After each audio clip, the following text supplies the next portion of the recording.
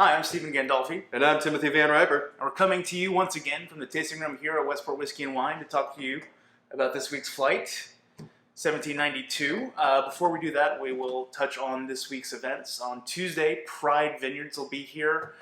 They've got a nice Sonoma and Napa straddling operation, and they'll be pouring some of their wines Tuesday night.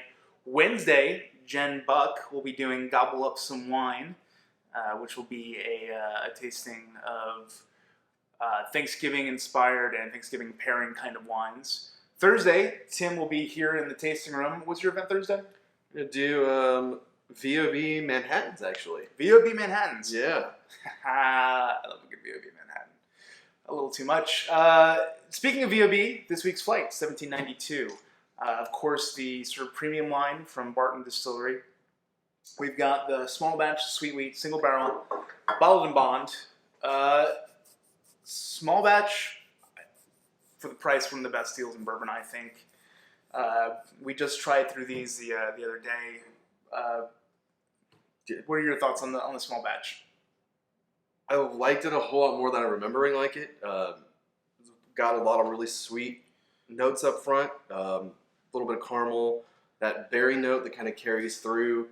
All of 1792 is definitely there and available. and think about 1792. So it's of course a high rye expression of bourbon, and with the exception of the sweet wheat.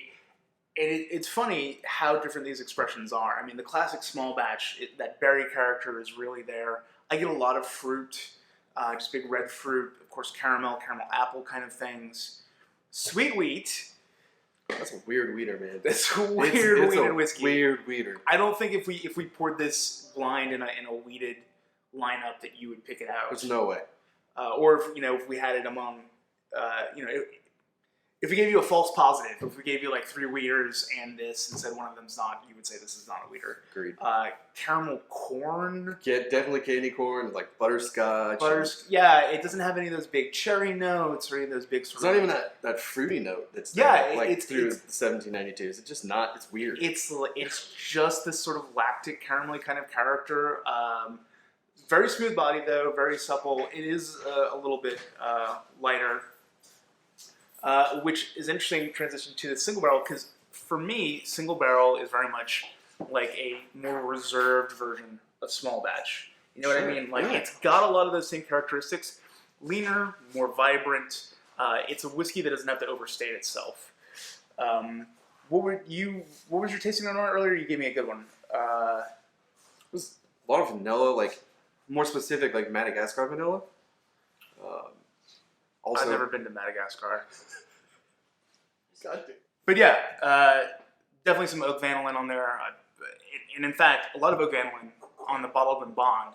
Something that we were talking about earlier for the youth of this whiskey, just brimming with oak character. Yeah. Some slightly more kind of banana-y, banana pudding-y kind of notes.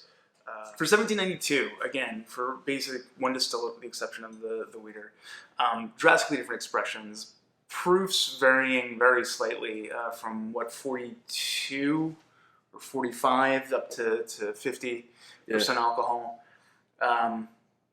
This flight should be 1750. I think we can do it for 1250.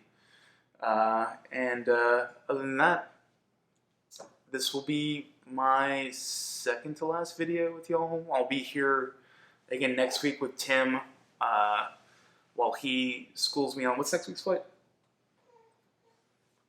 It's a secret. We'll talk about it next week.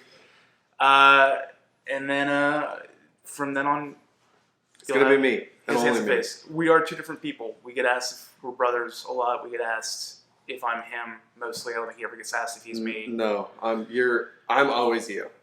You're never me.